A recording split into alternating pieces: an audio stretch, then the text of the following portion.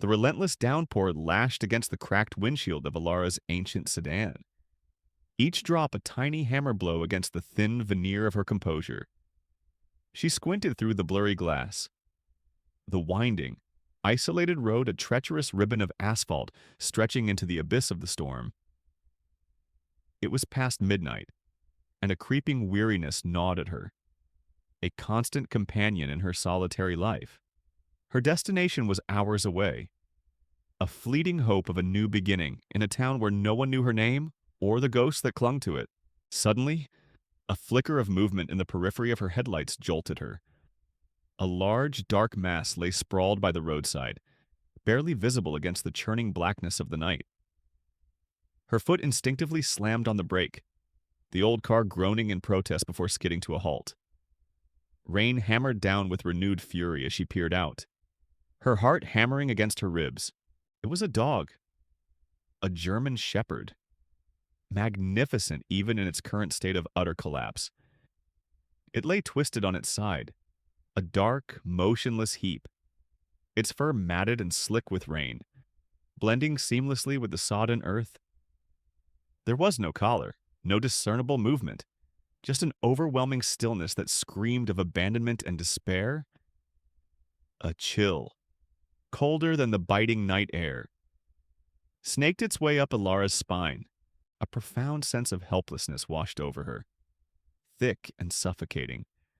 She was barely scraping by herself, living hand to mouth, perpetually teetering on the edge of her own personal precipice. Taking on an animal, especially one in such a dire state, felt like an impossible burden. Yet, as she stared at the motionless form, a familiar ache bloomed in her chest. It was the echo of her own past, a phantom limb of abandonment that resonated deeply with the dog's plight. She knew what it felt like to be left, to feel utterly alone and discarded. A soft, almost inaudible whimper reached her, a fragile thread of sound barely piercing the roar of the rain. It was then she saw it, a faint tremor in the dog's large, powerful flank, a spark, a fragile, desperate flicker of life clinging on against all odds. "Oh, you poor thing," she whispered, the words catching in her throat. The thought of leaving him there, of driving away and letting the relentless storm claim him, was unthinkable. It twisted her gut. A betrayal of the deepest kind, even if it meant sacrificing her last few dollars, even if it meant delaying her already precarious journey. She couldn't. She simply couldn't. Taking a shaky breath, Alara unbuckled her seatbelt. The wind howled as she pushed open the door, the cold, wet air instantly assaulting her. She pulled her thin jacket tighter, bracing herself for the daunting task ahead. The dog was large, easily over 80 pounds, and clearly in immense pain. How would she even move him? The questions swirled, but her resolve, once sparked, hardened. She had to try. For him. And perhaps, in a strange way, for the part of herself that still believed in second chances. The rain lashed down, blurring the world into a chaotic symphony of wind and water. Alara knelt beside the German shepherd, her fingers trembling as she gingerly touched his matted fur. He was breathing, shallow, ragged gasps that seemed to tear at her very soul. A quick, terrified glance confirmed the worst, a sickeningly unnatural angle to his back leg. And a dark, spreading stain on his side that told a gruesome story of internal injury. He was much heavier than she anticipated, a dead weight of suffering and fear. Panic, cold and sharp, began to prickle at her. How was she going to get him into the car? Her sedan, old and unreliable, was a far cry from a rescue vehicle. She tried to lift him, grunting with effort, but he let out a pained whimper, a sound so raw and heartbreaking that she immediately recoiled. She couldn't cause him more pain. There had to be another way. Her eyes scanned the desolate surroundings. But there was nothing, just endless fields dissolving into the stormy darkness. No houses, no other cars, no help. It was just her and this dying animal, swallowed by the unforgiving night. A memory, sharp and unwelcome, surfaced from her childhood.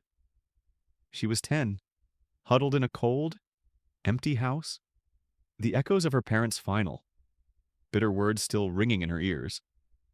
The slamming door, a final, definitive period on her innocence.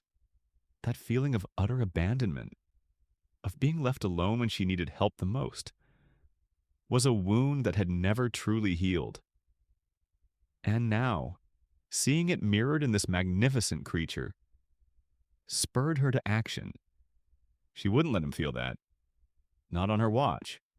Taking a deep, steadying breath, Alara rummaged in her trunk, pulling out an old, worn blanket she kept for emergencies.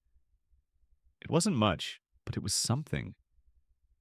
She carefully spread it beside Valor, then, with painstaking slowness, coaxed him onto it, murmuring soothing words, even though she wasn't sure he could hear her. "It's okay, boy, we're going to get you help." Just hold on. The sheer weight of him, even with the makeshift sling, was immense. Her muscles screamed in protest, but she pushed through the searing pain, adrenaline coursing through her veins, inch by agonizing inch. She dragged him towards the car, the wet blanket offering minimal purchase against the slick ground.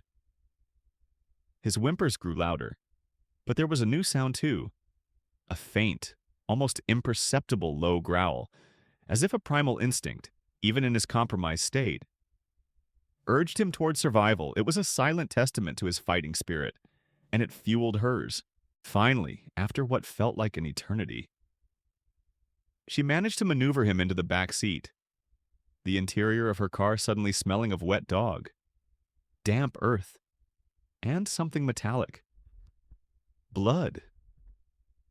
She gently arranged the blanket around him, trying to make him as comfortable as possible. Her hands stained with grime and a deep, unsettling red.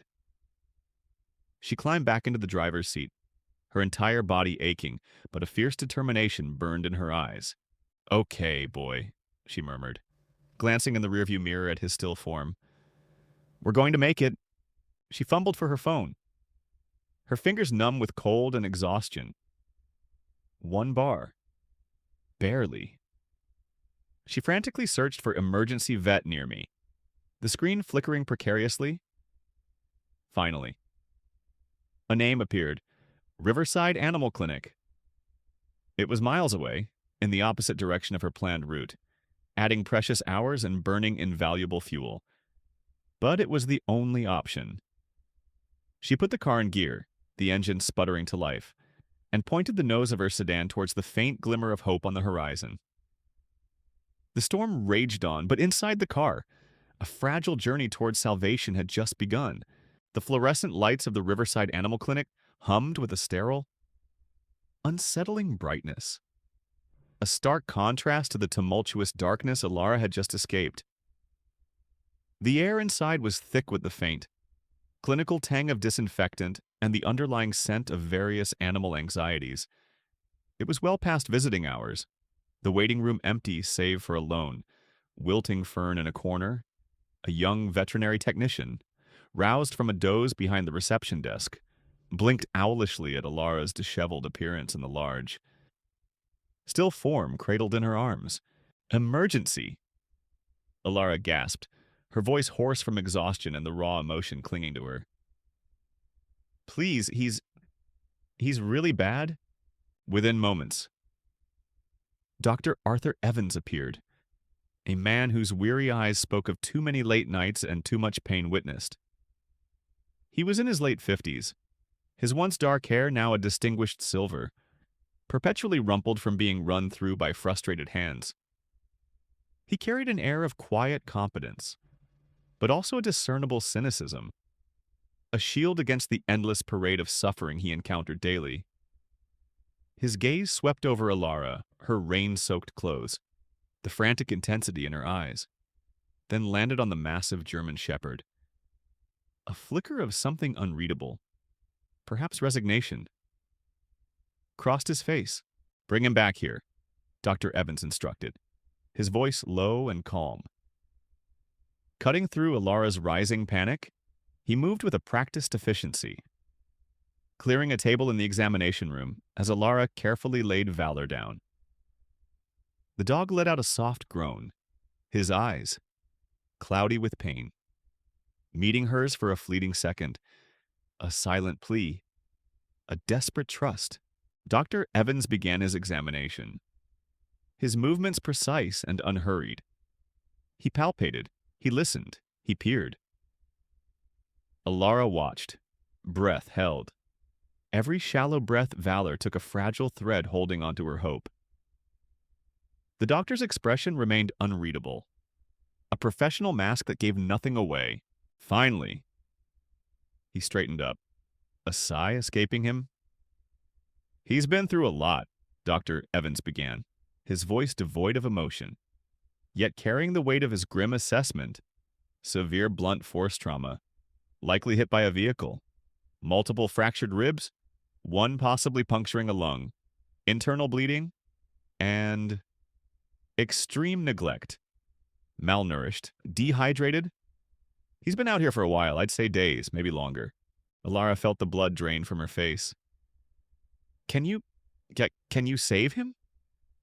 The question hung in the air, fragile and desperate. Dr. Evans ran a hand through his hair. "Medically, there's a chance. A small one, but a chance. We'd need to stabilize him, run a full series of diagnostics, x-rays, blood work, then likely surgery for the internal bleeding and the fractures. It's extensive, and frankly, it's going to be very, very expensive."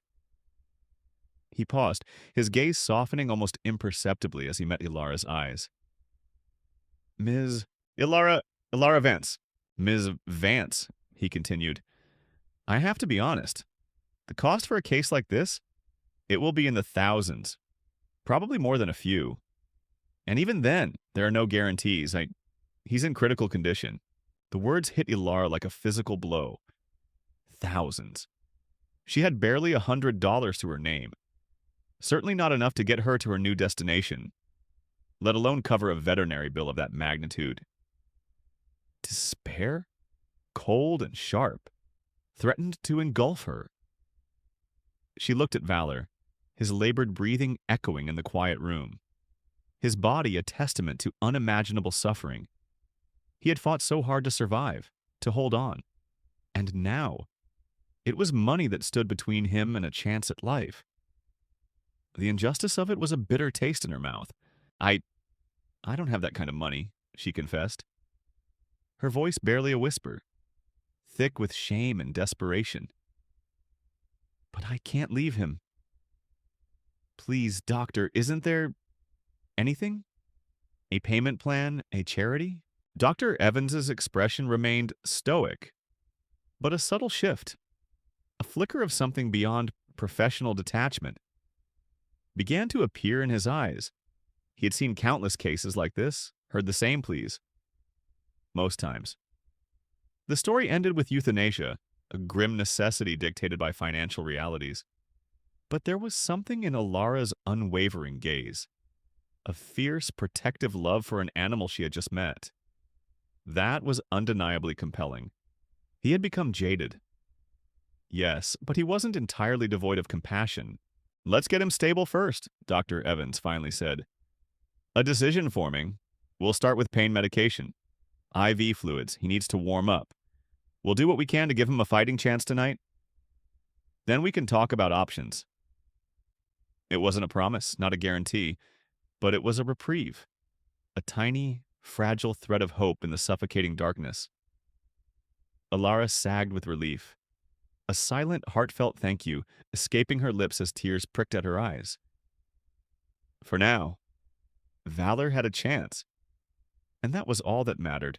The first rays of dawn, hesitant and pale, filtered through the clinic's high windows, painting the sterile examination room in muted shades of gray. Alara hadn't left Valor's side, curled uncomfortably in a chair pulled close to his recovery kennel. She had dozed fitfully, waking every hour to check on his breathing, to whisper reassurances to his still form. Dr. Evans and his team had worked through the night, administering IV fluids, antibiotics, and powerful pain medication. Valor was stable for now. A fragile victory, but a victory nonetheless. As the clinic slowly came to life, the gentle murmur of voices and the soft clinking of instruments replaced the eerie silence of the night. Valor, though still weak, stirred. His ears twitched, responding to the distant sounds. And his tail, for the first time, gave a faint, almost imperceptible thud against the padded floor of his kennel. Alara's heart swelled with a cautious joy. He was fighting. She reached a tentative hand through the bars, stroking his head gently, his eyes, no longer clouded by acute pain, met hers. There was a depth in them, a profound intelligence that seemed to acknowledge her presence. Her vigil. It was a silent conversation, a recognition of something shared, survival, resilience, and an unexpected burgeoning trust. She had named him Valor, a name that seemed to fit his fierce determination to cling to life despite the unimaginable cruelty he had endured. "He's a fighter, isn't he?" Dr. Evans's voice broke the quiet, a faint smile touching his lips. He stood in the doorway, a mug of steaming coffee in hand, looking marginally less weary than he had hours before. "We've got him stable. His vitals are improving. Slowly.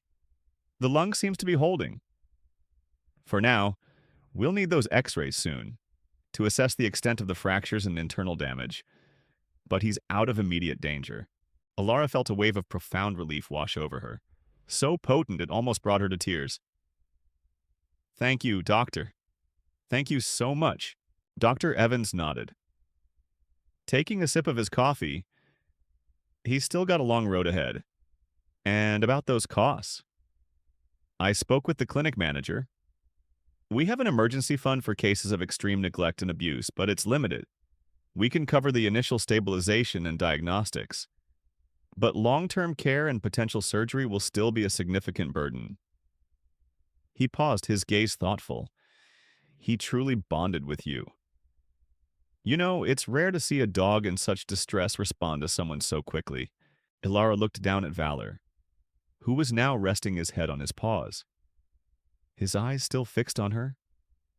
The connection was undeniable, a powerful, magnetic pull that transcended words. It felt as if their spirits had recognized a shared vulnerability, a mutual need for solace and safety. It was more than just pity. It was a profound, unexpected kinship. Meanwhile, miles away, in a quaint, if slightly dilapidated, Victorian house nestled on the outskirts of the same isolated stretch of road where Valor had been found, Mrs. Agnes Gable was having her own restless morning. Agnes was a woman woven from threads of both brittle strength and profound sorrow. Her hair, the color of tarnished silver, was meticulously pinned back, and her severe, no-nonsense spectacles perched low on her nose. She had lived in that house for over 70 years. A silent sentinel to the comings and goings of a world that increasingly baffled and alienated her. Agnes had witnessed it. She had seen the dark sedan, shrouded by the oppressive night, pull over just beyond the old oak tree at the bend in the road. She had seen the figures emerge, 2 of them, their movements furtive and hurried. She hadn't seen clearly what they had discarded, only the hurried retreat, the sudden roar of the engine as they sped away into the storm. Then, later, much later, she had heard the faint, desperate whimpers carried on the wind, not from an animal, but from something smaller, more vulnerable. She had dismissed it as her aging ears playing tricks, a figment of her increasingly fragmented sleep, but the images, disjointed and disturbing, had haunted her dreams. The hushed whispers of the wind now seemed to carry a child's cry. The silent, empty road outside her window, once a source of comfort, now felt like a vast, accusing emptiness. Agnes, a woman of deep-seated principles and an even deeper fear of interfering, wrestled with her conscience. She had always prided herself on minding her own business, on living a life free of entanglement. But what she had witnessed, or thought she had witnessed, gnawed at her. A relentless worm in the quiet corners of her mind as the sun climbed higher, casting a weak, watery light into her dusty living room. Agnes clutched her worn Bible, her knuckles white, the quiet agony of her secret, of the inaction she had chosen, pressed down on her, heavy and suffocating. She knew, deep in her gut, that something profoundly wrong had transpired on that stormy night, and the weight of that knowledge, the potential consequences of her silence, was a burden she was beginning to find unbearable. The world was about to intersect with her solitary existence in ways she couldn't yet imagine. Sparked by a helpless dog and a secret she desperately wanted to keep buried, the clinic was finally quiet again. The soft hum of the machines and Valor's steady, albeit shallow, breathing the only sounds breaking the stillness. Alara, having declined Dr. Evans's offer of a cot, opted to remain by Valor's side, a silent vigil that mirrored the profound connection that had blossomed between them. Exhaustion was a heavy cloak, but a strange sense of peace settled over her as she watched the rise and fall of his chest. He was alive. That was all that mattered right now, as the late-night hours stretched into the early morning. The world outside dissolved into a symphony of wind and rain.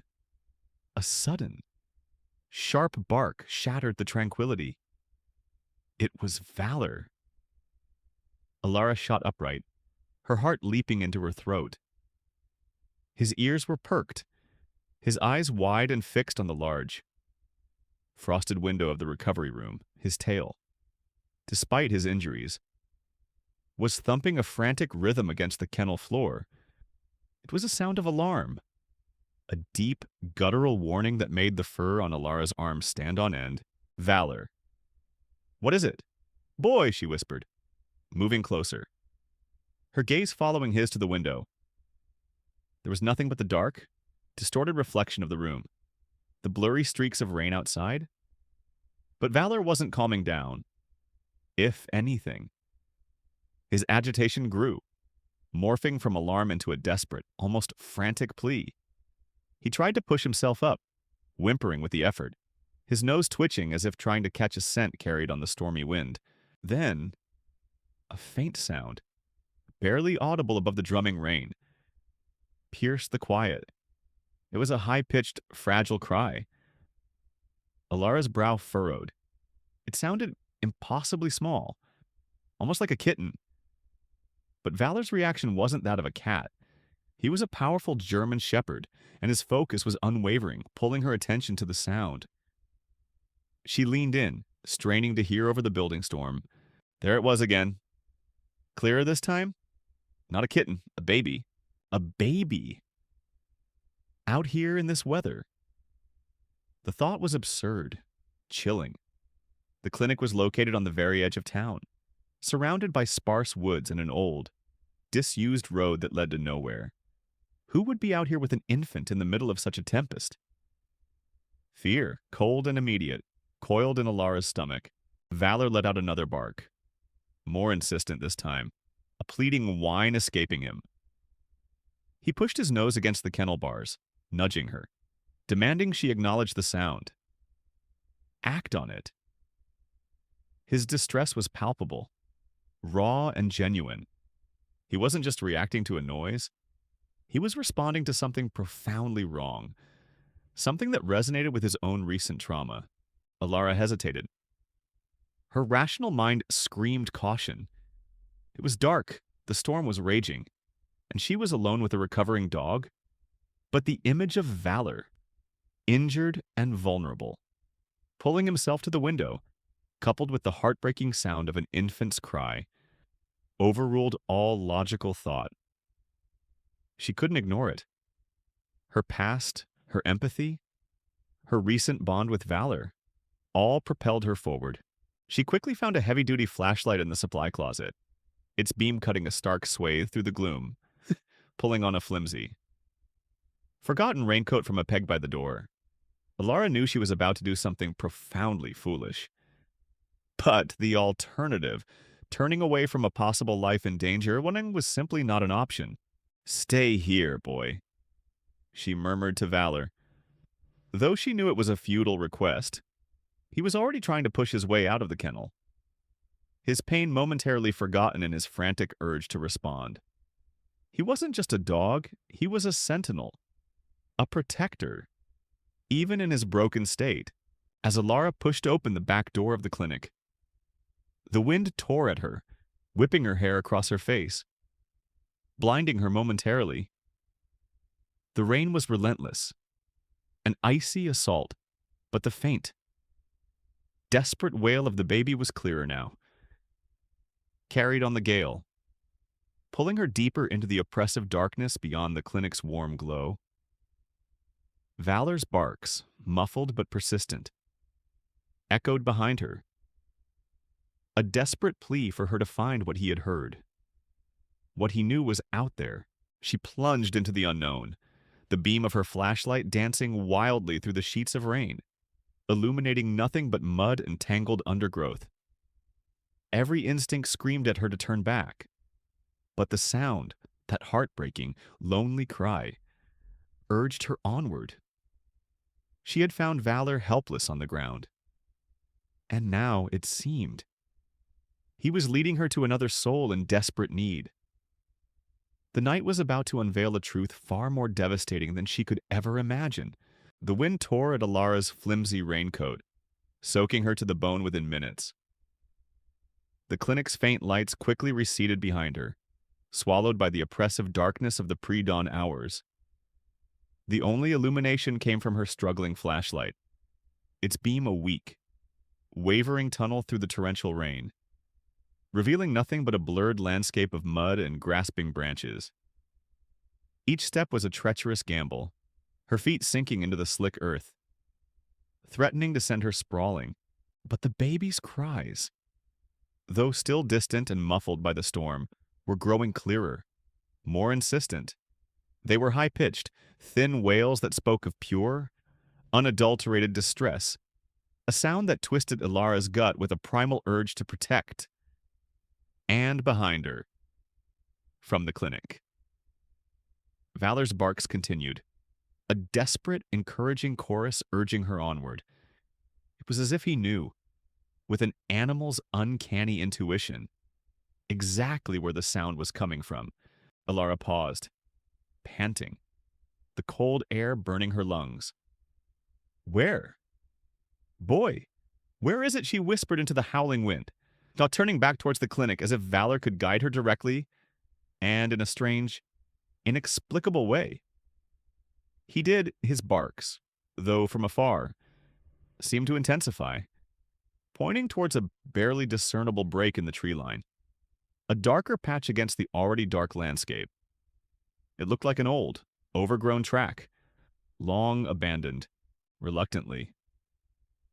Alara pushed through the thorny undergrowth, the branches clawing at her face and hands. The track was barely there, reclaimed by nature, but it led deeper into the woods, away from any semblance of civilization. Every rational part of her screamed for her to turn back. This was insane. What if it was a trap? What if whoever had abandoned a baby was still out there? Her mind raced with terrifying possibilities. But the baby's cries, now heartbreakingly close, drowned out all fear. The vulnerability in that sound was a potent call to action, overriding all caution. The track was slick with mud, treacherous underfoot. Her cheap sneakers offered no grip, and she slipped often, catching herself just before a fall.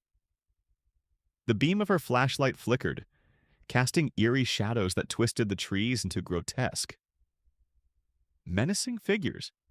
She could feel the chill seeping into her bones, the exhaustion threatening to buckle her knees. But she pushed on, driven by the knowledge that a tiny, helpless life depended on her. Suddenly, A faint, metallic glint caught the edge of her light. She stumbled forward, her heart leaping. It was a rusted, overturned wheelbarrow, half buried in the mud. Further on, a broken wooden fence post. Then a pile of decaying lumber. She was on the edge of what appeared to be an abandoned property, a forgotten testament to a life long past. The baby's cries were louder now, a raw, continuous wail that tore at her heart. The air grew heavy with a stagnant, earthy smell, mixed with something else, something fetid and unsettling. Her light swept across a crumbling structure, barely visible through the thick curtain of rain and overgrown weeds. It was a shack, dilapidated and leaning precariously, its single window a gaping black hole. This was it. This had to be it. A new surge of dread, cold and cloying, washed over her. The place looked sinister, a perfect backdrop for a horror story, but the cries were undeniably coming from within. Taking a deep, shuddering breath, Ilara forced herself forward, her hand reaching for the warped, unhinged door. It creaked open with a mournful groan, revealing an interior swallowed by shadows. The baby's cries, now deafening, resonated within the suffocating darkness of the shack. Every nerve ending screamed at her to flee, to call for help, to do anything but step into that abyss. But the sheer desperation in those tiny wails, the sheer agony of a life abandoned and exposed, propelled her forward. She was no hero, just a broken woman trying to mend herself. But in that moment, she was all that stood between that baby and the unforgiving night, and she would not falter. The final, terrifying steps into the crumbling shack were the hardest she had ever taken. The air inside was thick with the stench of damp earth, decay, and something else, something sickly sweet and utterly heartbreaking. Her flashlight beam, now the only source of light, cut through the oppressive darkness, searching for the source of the desperate cries that had led her on this perilous journey. The beam of Ilara's flashlight, a frantic dance in her trembling hand, finally landed on it, tucked away in a corner of the derelict shack, partially obscured by a pile of mildewed rags, was a makeshift bassinet, a cardboard box, stained and flimsy, and inside, a tiny form, swaddled in what looked like a tattered, thin blanket, was barely stirring. The cries, previously a desperate wail, had reduced to weak, rasping whimpers, each breath a struggle. Ilara's heart seized in her chest. This was beyond anything she had imagined. She stumbled forward, her knees threatening to buckle, fear and a potent surge of protective fury warring within her. Reaching the box, she knelt, her hand hovering, afraid to touch, afraid she might break the fragile life within. She gently pulled back the corner of the blanket. What she saw made a choked sob escape her lips. A tiny face, no bigger than her palm, was mottled blue and purple with cold. The infant's skin was pale, almost translucent, stretched taut over fragile bones. Her eyes, squeezed shut, were sunken, and her little mouth was open in a silent, desperate gasp for air. Her fingers, no larger than tiny twigs, were curled into pathetic fists, nails already discolored. She was a newborn, perhaps only days old, abandoned to the mercy of the elements in this forgotten, decaying place. "Oh, you poor, poor baby," Ilara whispered. The words thick with tears. The sheer cruelty of it was unfathomable. What kind of monster could leave such a helpless creature to die? The image of valor, broken and discarded, flashed through her mind. It was the same despair, the same heartless indifference. But this was an infant, a pure, innocent life, cast aside like refuse. A wave of nausea washed over her, followed by a fierce, protective instinct that burned hotter than any fear she had felt. She had to act. Now, there was no time to wait, no time to think. This baby was teetering on the brink. With painstaking care, Alara reached into the box. Her hands, though shaking, were surprisingly gentle as she scooped the tiny bundle into her arms. The baby was shockingly light, a mere wisp of a life. Cold to the touch, she tried to murmur soothing words, but her voice was a strangled sound, lost in the overwhelming emotion. She hugged the infant close to her chest, trying to impart what little body heat she had left as she held the baby. A faint whimper echoed from outside the shack. Valor. He was still there, still waiting, still urging her on. He had led her here. He had saved this precious life. Alara felt a profound connection to the injured dog, a silent understanding passing between them. He was more than just an animal. He was a guardian angel, an unwitting hero in this horrific drama. Turning, Alara stumbled back towards the dilapidated door, her eyes scanning the dark corners of the shack one last time. In a logical search for answers, for clues, there was nothing. Just empty, decaying space. The storm outside seemed to mock her, its fury a reflection of the chaos within her own soul. She pushed through the shack door, the cold rain a shocking assault after the oppressive stillness inside. The baby shivered violently in her arms. A weak, rattling sound. Alara knew she had mere minutes. She had to get back to the clinic, to Dr. Evans, to warmth and medical help, with renewed urgency. She began to retrace her steps, pushing through the tangled undergrowth. Her eyes fixed on the faint, distant glow of the clinic lights. Every gust of wind, every slip in the mud, was a terrifying obstacle.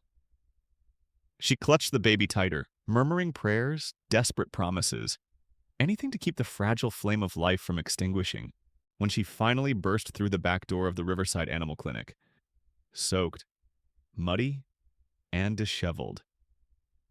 Dr. Evans was waiting, alerted by Valor's continued barks. He took one look at Alara, then at the tiny bundle in her arms, and his jaw dropped. His eyes, usually so world-weary, widened in shock and disbelief. Alara, what have you found? He stammered, rushing forward. The expression on his face was a mixture of horror and profound understanding. He recognized the stark reality of what lay in her arms, not an animal in need, but a human life, abandoned and on the brink. The clinic, designed for furry patients, was about to become an unexpected sanctuary for the most vulnerable of them all. And the quiet, almost spiritual connection between a broken dog and a newfound baby was about to unfold before their very eyes. The immediate aftermath was a whirlwind of urgent, decisive action. Dr. Evans, his professional composure instantly reasserted, took the lead. He barked orders to the bewildered night staff, his voice sharp with an uncharacteristic urgency. Get me a sterile blanket, warm water, and call Dr. Lee. Pediatric emergency. Tell her we have a critical infant. Alara, shivering uncontrollably, gently placed the tiny, blue-tinged bundle onto the examination table. The baby's whimpers were almost inaudible now, her fragile body barely responding. Dr. Evans, despite his specialization in animals, worked with a focused intensity. His large hands surprisingly deft as he carefully unwrapped the tattered blanket. The sight of the infant's emaciated limbs and the angry red welts on her delicate skin sent another pang of horror through Alara. A veterinary technician, a kind-faced woman named Sarah, rushed over with a warm, clean towel. Alara helped gently rub the baby's cold skin, trying to coax some warmth back into her. Every touch was an act of profound tenderness, a silent promise that this tiny life would never be abandoned again. Minutes stretched into an eternity. Dr. Lee, a sharp, no-nonsense pediatrician from the nearby hospital, arrived with surprising speed, her face grim with concern. She quickly took over, her experienced eyes assessing the infant's critical state. Hypothermia, severe dehydration, and malnutrition, she declared. Her voice clipped. And these marks. Possible frostbite. Or worse, she's lucky to be alive. Unbelievably lucky. Her gaze landed on Alara, a silent question in her eyes. Alara, still trembling, recounted her harrowing night valor's frantic barks, the desperate cries, the perilous trek through the storm to the abandoned shack. She spoke of the German shepherd's uncanny intuition, his insistent guidance, and the chilling discovery. Dr. Lee listened intently, her skepticism warring with the sheer, raw emotion in Alara's voice. And the dog? Dr. Lee asked, glancing towards Valor's kennel, where the German shepherd was now observing the chaotic scene with an almost human intensity. A low, worried whine rumbling in his chest. He was injured. Abandoned too, Alara explained, her voice softening as she looked at Valor. He's still recovering himself. But he found her. He led me right to her. Dr. Lee nodded slowly, her expression unreadable. She had heard stranger things in her career, but the notion of an injured dog leading someone to an abandoned infant was certainly unprecedented. Her immediate priority, however, was the baby. We need to get her to the hospital immediately, she stated, her voice firm. She requires specialized care, ICU, and we need to notify the authorities. The words authorities hung in the air, a heavy pronouncement that signaled the end of their small, private miracle and the beginning of a larger, more complex ordeal. As Dr. Lee made calls, hushed whispers began to spread among the clinic staff. News of the abandoned infant spread like wildfire, fueled by shock and outrage. Local police were quickly dispatched, and within the hour, the first local news crew, having caught wind of the unfolding drama, arrived, their cameras flashing, their microphones thrust forward, eager to capture the sensational story. Detective Miller, a veteran officer with a tired face and sharp, perceptive eyes, was the first to arrive. He was methodical, his questions precise and probing. He listened to Alara's account, then to Dr. Evans's corroboration, his gaze often drifting towards Valor, who remained remarkably alert despite his injuries. His eyes fixed on the tiny baby being prepped for transport. So, you're saying a severely injured dog, who you just rescued, somehow led you to an abandoned infant in the middle of a storm? Detective Miller asked, his tone neutral, neither believing nor disbelieving, simply seeking facts. That's exactly what I'm saying, Detective, Alara replied, meeting his gaze steadily. There was no room for doubt in her voice. He absolutely knew. The detective scribbled notes, his brow furrowed in thought. The story was incredible, almost unbelievable. Yet Ilara's sincerity was undeniable. His immediate focus, however, was on finding the baby's parents. The very idea that someone could abandon an infant in such a cruel manner sparked a cold fury within him. We'll need to secure that shack, begin a full investigation. This isn't just a missing person case, this is attempted murder, as the ambulance arrived to take the baby to the hospital. A strange scene unfolded as the paramedics carefully wheeled the tiny incubator away. Valor, from his kennel, let out a soft, mournful whine. He stretched his neck, trying to follow the departing form. His eyes filled with an almost painful longing. It was a silent testament to the extraordinary bond that had been forged in the crucible of that stormy night. A bond between a broken dog, a found baby, and the young woman who had answered their desperate cries when the baby was gone. For now. But the indelible mark she had left on Valor, and on Alara was already evident, a powerful force that would shape their lives in unimaginable ways. The morning after, the Riverside Animal Clinic, usually a quiet haven for pet owners, became the unexpected epicenter of a media frenzy. Local news vans, their satellite dishes gleaming under the still gray skies, clogged the narrow access road. Reporters, their faces a mixture of professional curiosity and thinly veiled sensationalism, clustered at the entrance, eager for any scrap of information. Detective Miller, flanked by uniformed officers, had already cordoned off the area around the abandoned shack, transforming it from a forgotten ruin into a crime scene. Alara found herself at the heart of the whirlwind, a reluctant witness thrust into the unforgiving glare of public scrutiny. Detective Miller, though polite, was relentless in his questioning. He re-interviewed her, Dr. Evans, and the night staff, meticulously piecing together the timeline of events. His focus, however, was clearly on the human element of the tragedy. Who were the baby's parents? Why had they committed such a heinous act? Ms. Vance, the detective began, his voice low but firm, as he sat across from her in Dr. Evans' small, cluttered office. Your story about the dog leading you to the child, it's certainly extraordinary, highly unusual.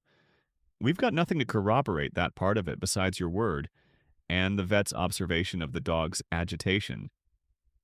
He paused, his gaze fixed on her. You don't have any other connection to this child. Do you any prior knowledge of her or her parents? Alara felt a prickle of indignation. Detective, I told you everything. I was just passing through, found Valor, and then he led me to her. I swear, I've never seen that baby, or whoever abandoned her, in my life. Her voice, though tired, held a ring of truth that even Miller, with his hardened skepticism, found difficult to dismiss entirely. She had nothing to gain from fabricating such an elaborate tale. In fact, it had derailed her entire life plan, costing her precious time and the few dollars she desperately needed. And the shack, he pressed. Did you see anything else? Any vehicle tracks, disturbed ground, anything at all that could lead us to the perpetrators. Alara shook her head, frustrated. No, it was pouring rain, pitch black. I was focused on getting to the baby. The ground was just mud. She recalled the unsettling stench, the air of decay, but nothing tangible. Meanwhile, Valor, oblivious to the human drama unfolding around him, was slowly beginning his arduous recovery. He was still weak, his powerful body marred by a series of angry red stitches and fading bruises. But the constant IV drip and the diligent care of the clinic staff were working their magic. He still kept a watchful eye on the recovery room door, as if waiting for the tiny bundle that had briefly occupied the incubator to return. Dr. Evans noticed it, a profound and puzzling loyalty that transcended the pain. He's improving remarkably well, considering. Dr. Evans told Alara later, as they stood by Valor's kennel. His will to live is incredible, and his behavior since the baby was found, it's truly something. He's calmer now, but still profoundly aware of her absence, almost mourning. It's as if he knows she's gone and he misses her. Alara reached through the bars, stroking Valor's head. He nudged into her hand, a soft rumble in his chest. He saved her, Dr. Evans. He really did. If he hadn't barked, if he hadn't pulled me out there, she wouldn't have made it. A tear escaped her eye, tracing a path down her cheek. We have to find out who did this to her. And to him, Detective Miller, after gathering initial statements, dispatched his team to the abandoned shack. Forensic specialists meticulously combed the area, searching for any fragment of evidence. The news reports exploded. Sensational headlines screaming about the miracle baby found by a hero dog. The story, with its elements of raw human cruelty and miraculous animal instinct, captivated the nation. Donations began to pour into the hospital for the baby, now officially listed as Baby Jane Doe, as well as to the Riverside Animal Clinic for Valor's treatment. But for Detective Miller, the media circus was a distraction. He knew that behind the heartwarming headlines lay a chilling reality: someone had tried to murder an innocent infant. His investigation would be thorough, relentless. He assigned a task force, pulling resources from other cases. He ordered a deep dive into missing persons reports, recent births, and any local criminal activity that might offer a lead. The community, outraged by the callous act, provided a flood of tips, each one carefully vetted. The pressure mounted, both from the public and from his superiors. But Miller, a seasoned investigator, understood that patience and meticulous detail were key. He had a strong feeling that the truth, no matter how deeply buried, would eventually surface. And somewhere, out there, the perpetrators were living their lives, perhaps thinking they had gotten away with it. They were about to learn that justice, much like a determined German shepherd, often finds its way, no matter the obstacles. The net was beginning to tighten, slowly, inexorably, around the shadows that had dared to cast away a precious life. Days blurred into a monotonous cycle of recovery for Valor, and a tense waiting game for Alara. The media circus, though still lingering, had begun to dwindle. The initial sensationalism giving way to the slow, methodical pace of a police investigation. Baby Jane Doe, now named Hope by the hospital staff, a name that resonated deeply with Alara, remained in critical but stable condition in the pediatric intensive care unit. Her tiny grip on life, however fragile, seemed to strengthen with each passing day. At the Riverside Animal Clinic, Valor's recovery defied all expectations. Dr. Evans, a man who had seen countless animals succumb to far lesser injuries, watched in astonished admiration. The German shepherd, despite the extensive damage to his leg and internal organs, exhibited a powerful, almost unnatural drive to heal. His physical wounds were slowly mending, but it was his spirit that truly shone. He ate with renewed vigor, his eyes gaining back their intelligent spark, and he began to move, painstakingly at first, then with increasing confidence, testing the limits of his bandaged leg. What truly astonished everyone, however, was Valor's unyielding focus on the hospital.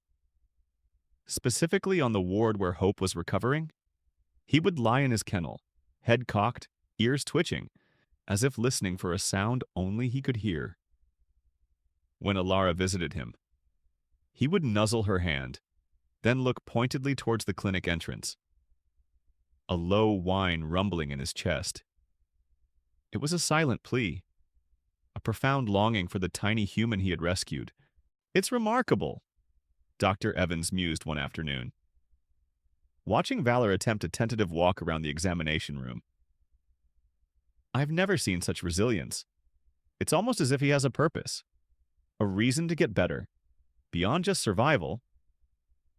He glanced at Alara.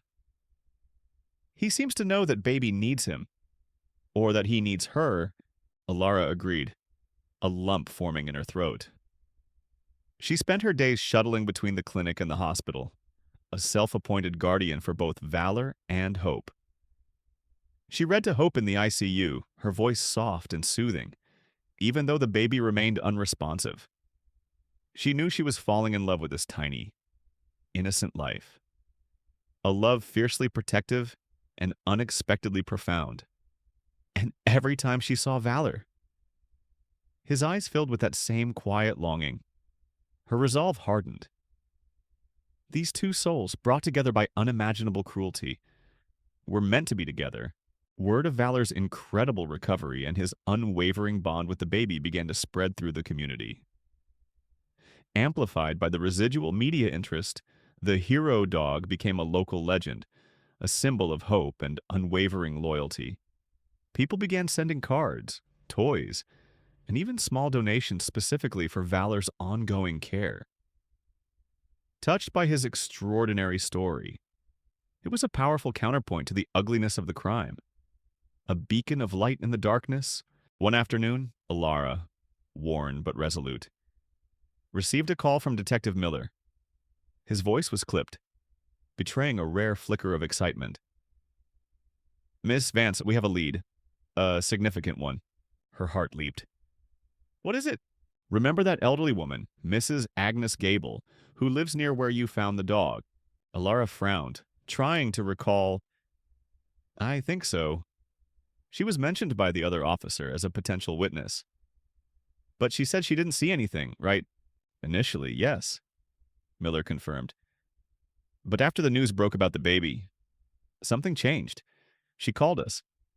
She claims she saw a car and two individuals near the old shack on the night the baby was abandoned. She was hesitant, scared even, but she gave us a description of the vehicle and the two people." A cold dread seeped into Alara's stomach. "Scared of what?" "That's what we're trying to determine," Miller said, his voice grim. "But her description of the car matches one reported stolen a few weeks ago, just outside of town. And the individuals, they fit the general profile of a couple we've been investigating for small-time drug dealing and a string of petty thefts. They're known to be desperate, dangerous." The pieces began to click into place. A horrifying mosaic of desperation and cruelty. The stolen car, the drug dealers, the abandoned baby. It painted a picture far darker than Alara had initially imagined. Valor's injuries, the blunt force trauma, suddenly made sickening sense. He hadn't just been hit by a car, he had likely been attacked. Perhaps when he tried to intervene. To protect the baby from the very people who were meant to cherish her? We're bringing them in for questioning based on Mrs. Gable's testimony and other evidence we've been gathering." Miller continued, his voice hardening. "It's a long shot, but it's the strongest lead we've had so far. This dog, this baby, they're finally getting their justice." Alara hung up the phone, her hand trembling. The truth, raw and brutal, was finally beginning to surface. The perpetrators, those who had committed such an unspeakable act, were within reach. And Valor, her brave, resilient Valor, had not only saved a life but had also, through his suffering and his uncanny instinct, helped to bring justice one step closer. The hope that had blossomed in the hospital for baby Hope now extended, powerful and unwavering, to the pursuit of retribution for all the suffering they had endured. The quiet, persistent gnawing of guilt had been Mrs. Agnes Gable's constant companion since the news of the abandoned baby had rocked their small, insular community for days. She had wrestled with her conscience, her internal battle a silent, relentless torment. She had seen something that stormy night, a fleeting glimpse that, at the time, her elderly mind had dismissed as a trick of the light and the roar of the wind. But as the story of baby Hope and the hero dog Valor unfolded, the pieces of her fractured memory began to coalesce into a terrifying, undeniable truth. Agnes had been sleepless for nights, haunted by the image of the dark sedan and the furtive figures near the old shack. She prided herself on being a law-abiding citizen, a woman of strong moral fiber, yet her fear of involvement, of the messy complications that came with witnessing evil, had paralyzed her into silence. The old adage, "Mind your own business," a cornerstone of her solitary existence, had never felt so heavy, so morally compromising. Then, a small local news segment aired a brief interview with Alara Vance, the young woman who had found the dog and, subsequently, the baby. Ilara's raw honesty, her unwavering conviction, and the sheer disbelief in her eyes struck a chord deep within Agnes. It was the same disbelief, the same sickening horror, that Agnes herself felt. It was a mirror reflecting her own unspoken truth. The dam of her carefully constructed silence finally broke, trembling. Agnes picked up the phone and dialed the police non-emergency line. Her voice, thin with age and apprehension, recounted the fragmented memories of that night. She described the dark sedan, a generic model she couldn't quite place, but distinctly remembered its hurried departure. She spoke of the two figures, shrouded by the driving rain, but couldn't offer clear descriptions beyond their general build. Most importantly, she spoke of the small, faint whimpers she had dismissed as wind, whimpers that now, in retrospect, echoed with the terrifying sound of an infant's cry. Detective Miller, a seasoned professional, knew how to handle reluctant witnesses. He listened patiently, his questions gentle but persistent, carefully extracting every detail from Agnes's troubled memory. He recognized the profound internal struggle she was enduring. "Mrs. Gable," he had said, his voice unusually soft. "You did the right thing. It takes courage to come forward." Those words, simple yet profound, had resonated with Agnes. Lifting a fraction of the immense burden from her shoulders, Agnes's testimony, though lacking concrete specifics on the perpetrators' identities, provided the crucial missing link: a description of the stolen vehicle, a dark blue, late-model sedan, reported stolen from a neighboring town just a few days before the baby's abandonment. This detail, combined with existing intelligence, proved to be the linchpin the police needed. The stolen car, it turned out, was a known component in the local drug trade, often used by a couple of low-level dealers named Ronnie the Viper. Vance, no relation to Alara, ironically, and his girlfriend, Crystal Dubois. They were small-time, desperate, prone to erratic behavior, and known to be involved in a string of petty thefts to fuel their habits. Their names immediately flagged up in Miller's system. They fit the profile of individuals desperate enough to commit such an act. The police had been building a case against Ronnie and Crystal for weeks, compiling evidence of their illicit activities, but they needed something solid, something irrefutable, to connect them directly to a crime of this magnitude. Agnes is hesitant, but ultimately brave. Testimony provided just that: the stolen car, seen at the scene of the abandonment, combined with their known history of escalating desperation, turned the tide. Miller and his team moved swiftly. Warrants were issued, under the cover of dawn, before the world awoke. Ronnie Vance and Crystal Dubois were apprehended at a dilapidated motel on the outskirts of town, where they had been hiding out. They were caught by surprise, disoriented by the abrupt invasion of their squalid room. During the intense, hours-long interrogation, they initially denied everything, their faces a mask of sullen defiance. But as Detective Miller laid out the evidence, the stolen car identified by Agnes, the forensics from the shack that linked to their known hideouts, the mounting evidence of their financial desperation, cracks began to appear in their facade. It was Crystal, younger and more emotionally volatile, who finally broke, overwhelmed by the pressure and the grim reality of their situation, tears streaming down her face. She confessed to the horrific act. The baby, she admitted, was theirs, an unwanted, unexpected complication that had threatened to derail their already chaotic lives. They had hoped to disappear, to leave their past behind, and the infant had become a burden they decided, in their drug-addled desperation, to dispose of. And Valor, the truth of his injuries, twisted and agonizing, finally came to light. He hadn't been hit by a random car. He had been a witness, a protector.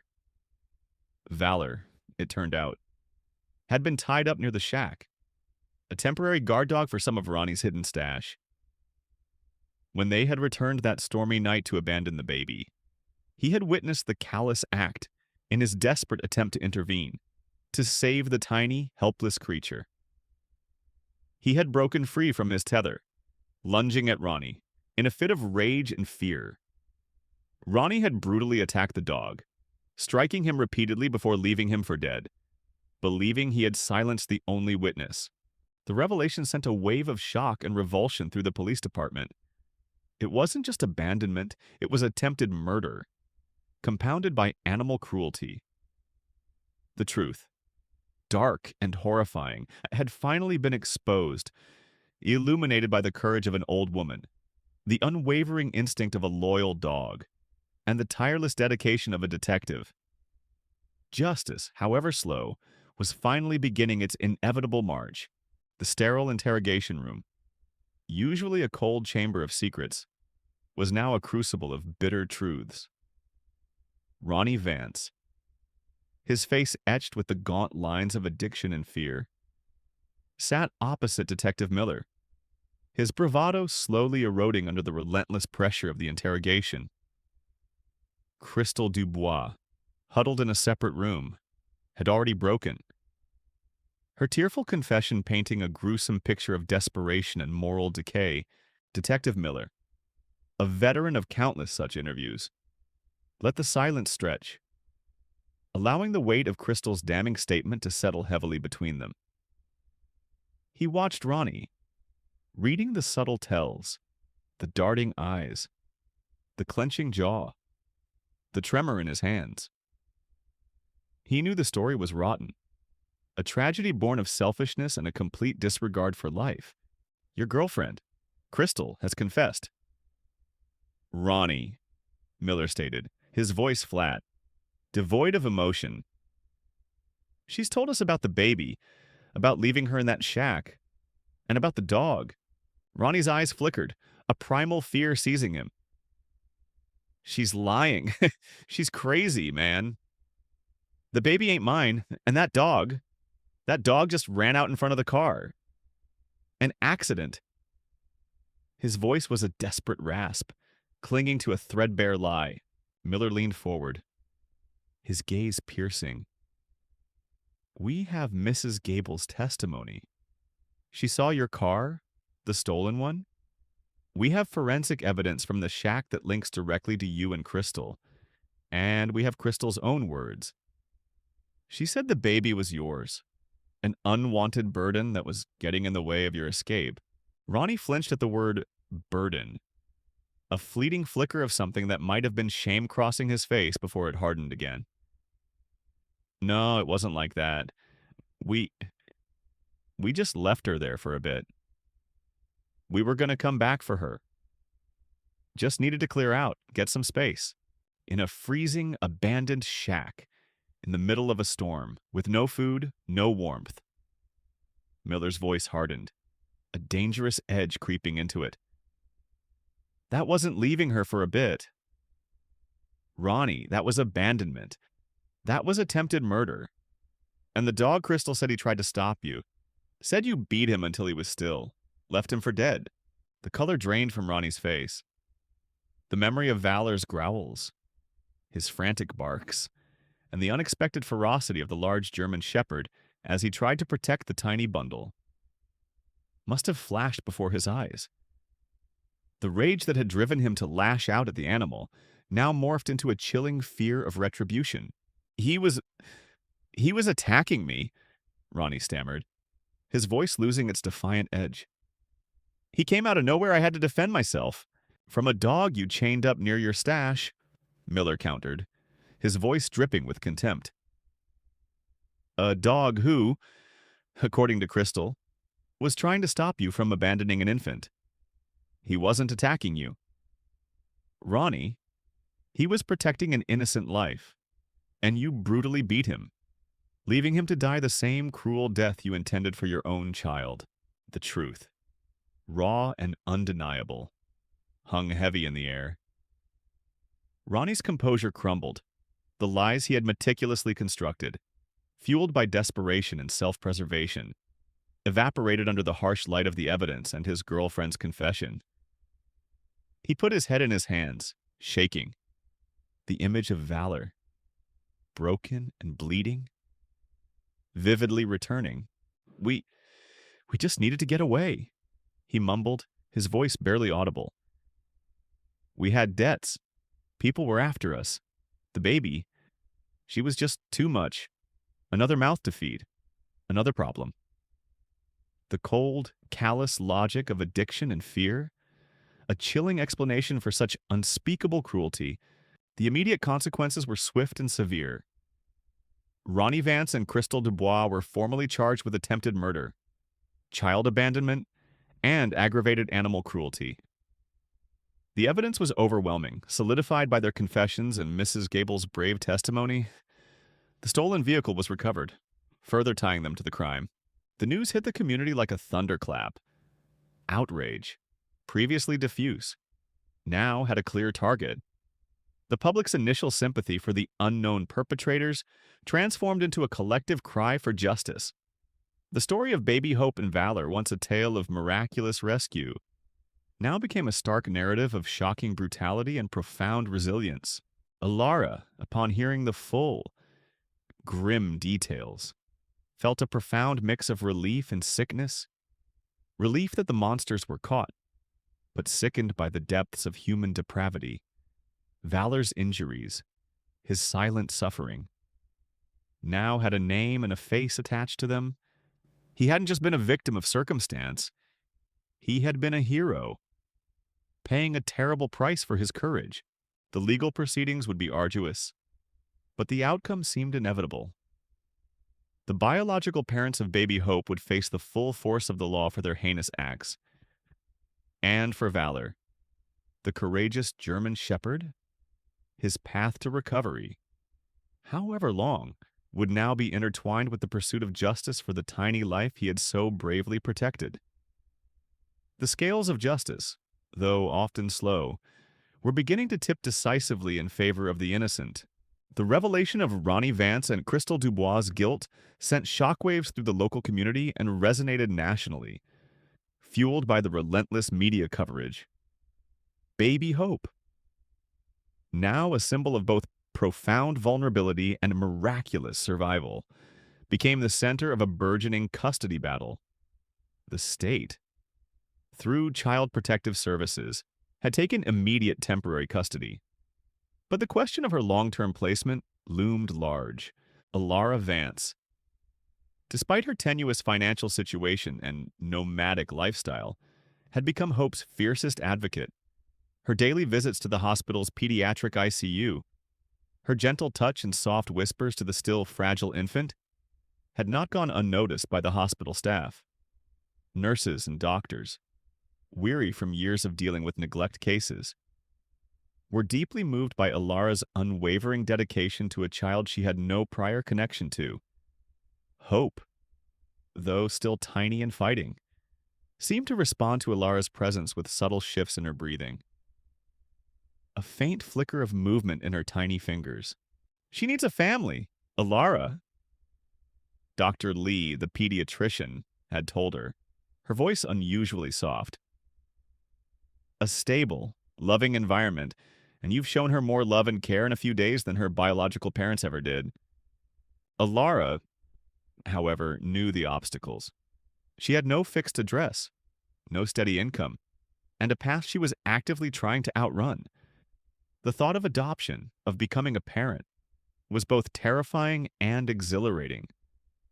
Yet, looking at Hope's delicate face, she knew with an almost spiritual certainty that this was her destiny. She was meant to protect this child, to give her the life she deserved. A legal aid attorney, deeply moved by the story, offered to represent Alara pro bono. The initial court hearings for Hope's custody were fraught with legal complexities. Child Protective Services initially leaned towards placing Hope in a foster home, citing Alara's lack of a permanent residence and her unstable employment history. But Alara fought back.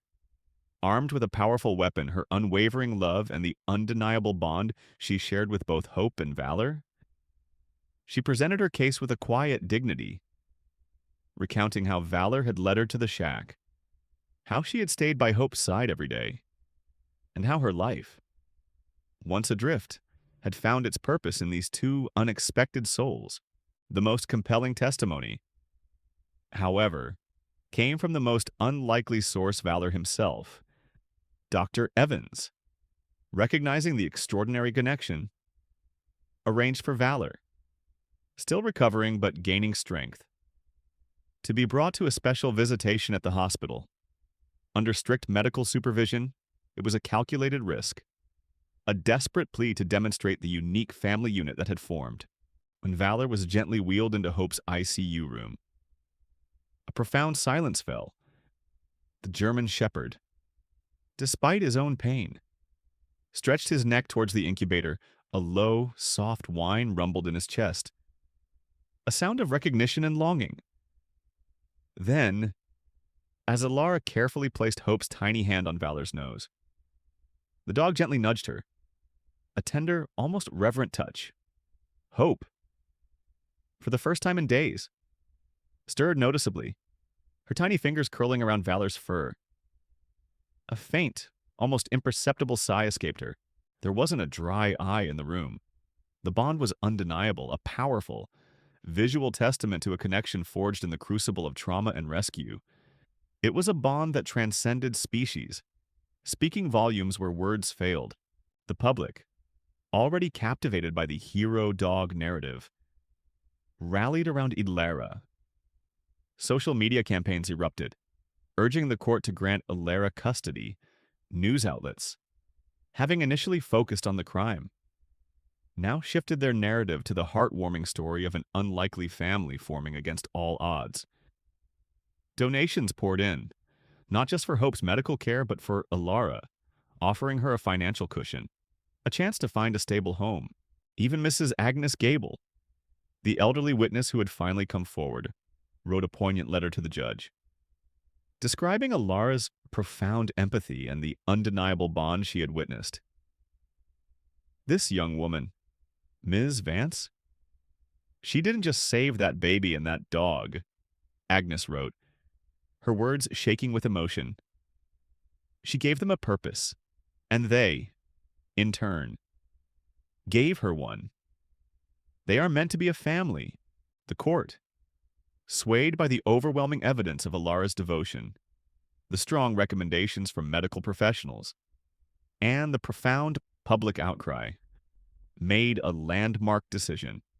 While a period of temporary foster care was still required as part of the legal process, the judge issued a strong preliminary ruling, indicating Ilara Vance was the most suitable candidate for Hope's long-term guardianship. It wasn't a full adoption yet, but it was a monumental step, a recognition of the powerful, unconventional family that had been forged in the storm. Justice, it seemed, wasn't just for the wicked, it was also for the deserving, the brave, and the incredibly kind. Ilara. Holding Valor's paw in one hand and dreaming of holding Hope in the other, felt a profound peace settle over her heart. Her journey, once a flight from a troubled past, had finally found its true direction. The legal proceedings against Ronnie Vance and Crystal Dubois were swift and decisive, propelled by the overwhelming evidence and the palpable public outrage. The media, having chronicled every agonizing detail of baby Hope's abandonment and Valor's heroic intervention, now focused their gaze on the unfolding drama of justice. The courtroom became a theater, with Ronnie and Crystal as the reviled villains, and the memory of a tiny, abandoned baby and a beaten dog as the silent, compelling victims. Ronnie Vance, his defiant facade long shattered, entered a plea bargain, hoping to mitigate his sentence. He admitted to the brutal assault on Valor and the abandonment of the infant, though he continued to place much of the blame on Crystal and his own drug-addled state. Crystal Dubois, already broken by the weight of her guilt and facing the prospect of a lengthy prison sentence, also cooperated, offering further incriminating details about Ronnie's actions. Their testimony, though self-serving, painted a consistent picture of callous disregard for life and shocking cruelty. Detective Miller, stoic yet visibly satisfied, watched the proceedings from the back of the courtroom. Justice, in its slow, methodical way, was being served. The forensic evidence from the shack, Mrs. Agnes Gable's courageous testimony, and the confessions of the perpetrators themselves formed an ironclad case. The prosecution painted a vivid, horrifying picture of the stormy night, detailing the calculated abandonment of an infant and the vicious attack on a helpless animal. The judge, clearly moved by the gravity of the crime and the suffering inflicted, delivered a verdict that echoed the community's demand for retribution. Ronnie Vance was sentenced to a substantial term in state prison for attempted murder, child abandonment, and aggravated animal cruelty. Crystal Dubois, though her sentence was slightly less severe due to her cooperation, also received a lengthy incarceration. Her role in the horrific act undeniable. The courtroom erupted in a collective sigh of relief, a sense of closure washing over those who had followed the case so closely. The monsters responsible for such unspeakable acts were finally off the streets. Meanwhile, back at the Riverside Animal Clinic, Valor's recovery continued to amaze Dr. Evans. The extensive surgery on his fractured leg had been a success, though he would carry a slight limp for the rest of his life. A permanent reminder of his bravery. His internal injuries had healed, and his strength was returning with each passing day. He was no longer just a patient, he was a beloved symbol, a living testament to resilience, and for Alara. The legal battle for Hope's custody also reached its momentous conclusion. The preliminary ruling had given her hope. And now, after weeks of assessments, interviews, and legal paperwork, the final adoption hearing arrived. The judge, having reviewed all the evidence of Alara's unwavering devotion, the medical reports on Hope's progress under Alara's constant vigil, and the unprecedented bond between the baby and Valor, made a decision that felt both just and profoundly right. In a small, emotional ceremony at the courthouse, with Dr. Evans and Mrs. Gable as witnesses, Alara Vance was granted full legal custody of Hope. Tears streamed down Alara's face as the judge's words echoed in the quiet room. Making it official, Hope Vance, her daughter, it was a moment of profound joy, a triumph of love over despair. Later that day, Alara brought Hope, now stronger and with a healthy pink glow, to the clinic to see Valor. The reunion was heartwarming. Valor, though still recovering, let out a soft whine, his tail thumping a frantic rhythm against the floor.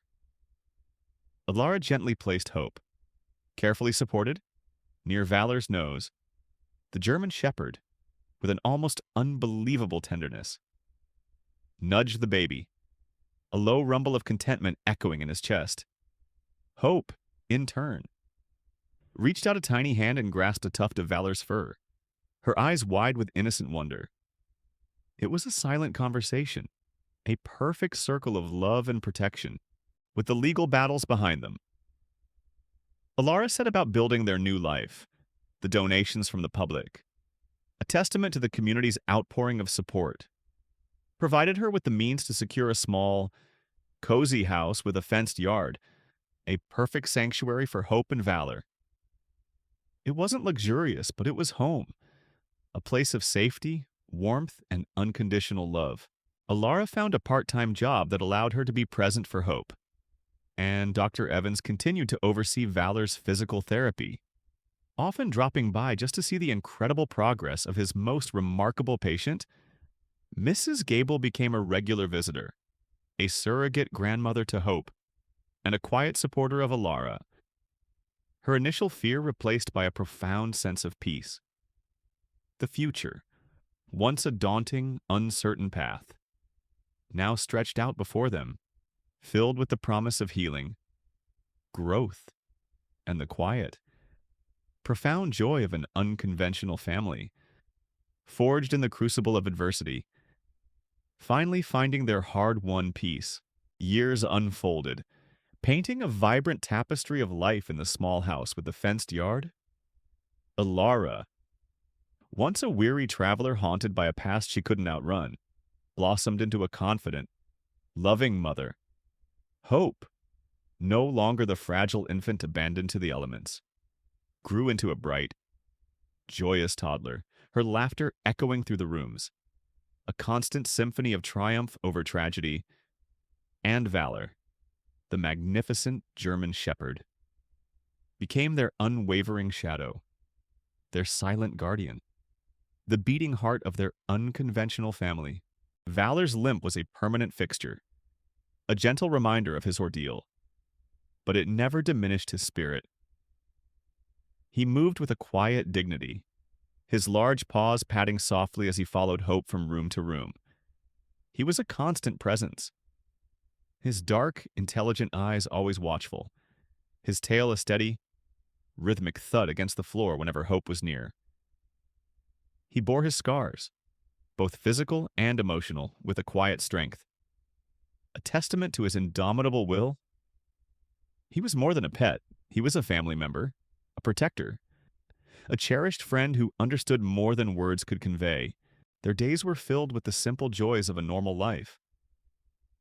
Mornings began with Valor nudging Alara awake, his soft whines a demand for breakfast, quickly followed by Hope's giggles from her crib.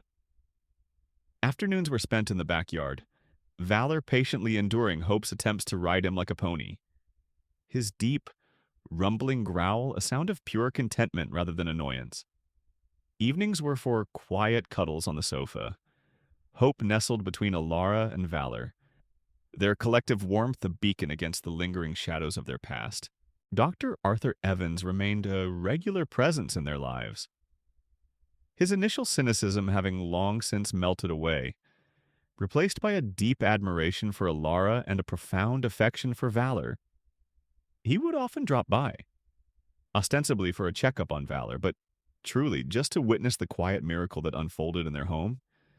He saw in Alara a strength and resilience that mirrored Valor's own, and in Hope, the embodiment of a second chance. Mrs. Agnes Gable, now a frail but feisty matriarch, became a surrogate grandmother to Hope. She visited weekly, bringing freshly baked cookies and knitting tiny sweaters for Hope. Her once solitary life now enriched by the vibrant energy of the little family. Her initial fear of involvement had transformed into a profound sense of purpose. Knowing her testimony had helped bring justice and forge this beautiful, unexpected bond. She would often watch Valor and Hope playing, a knowing smile on her lips, a silent acknowledgement of the interconnectedness of their destinies. The memory of Ronnie Vance and Crystal Dubois, though a dark stain on their past, faded into the background, their harsh sentences a guarantee that they would never again inflict such cruelty. Justice had been served, and the community, while not forgetting the horror, chose to focus on the triumph of love and resilience. Alara herself found peace. The weight of her own past, the lingering pain of abandonment, had finally begun to lift. In nurturing Hope and Valor, she had, in turn, healed herself. She had built a life not based on escape, but on connection, on the powerful, undeniable truth that family wasn't always about blood, but about love, loyalty, and the unwavering choice to stand by those who needed you most. One sunny afternoon, Alara watched Hope, now a boisterous 5-year-old, chasing a ball with Valor in the yard. Hope's laughter was bright and unrestrained. Valor's barks a joyful accompaniment. The German shepherd, despite his age and old injuries, moved with surprising agility, his eyes never leaving the child he had once, against all odds, saved. Alara smiled, a genuine, profound sense of contentment washing over her. The helplessness she had felt that stormy night, the despair that had almost consumed her, was now just a distant echo. What remained was the vibrant reality of her life, a loving daughter, a fiercely loyal dog, and a future built on foundations stronger than any storm. Their story was a testament to the fact that, even in the darkest of times, hope could be found, kindness could prevail, and an unbreakable bond, forged in the most unlikely of circumstances, could truly leave everyone in tears. Tears of profound joy. Thanks for watching. If you enjoyed this heartwarming story of resilience, love, and unexpected heroes. Don't forget to hit that subscribe button and join our community. We bring you powerful, emotional true stories that will move and inspire you. Did Valor's loyalty surprise you? Let us know your thoughts in the comments below. We love hearing from you. While you're here, why not check out some of our other amazing stories? There's always more to explore, more lives to touch, and more good to find in the world. Click here for our next video.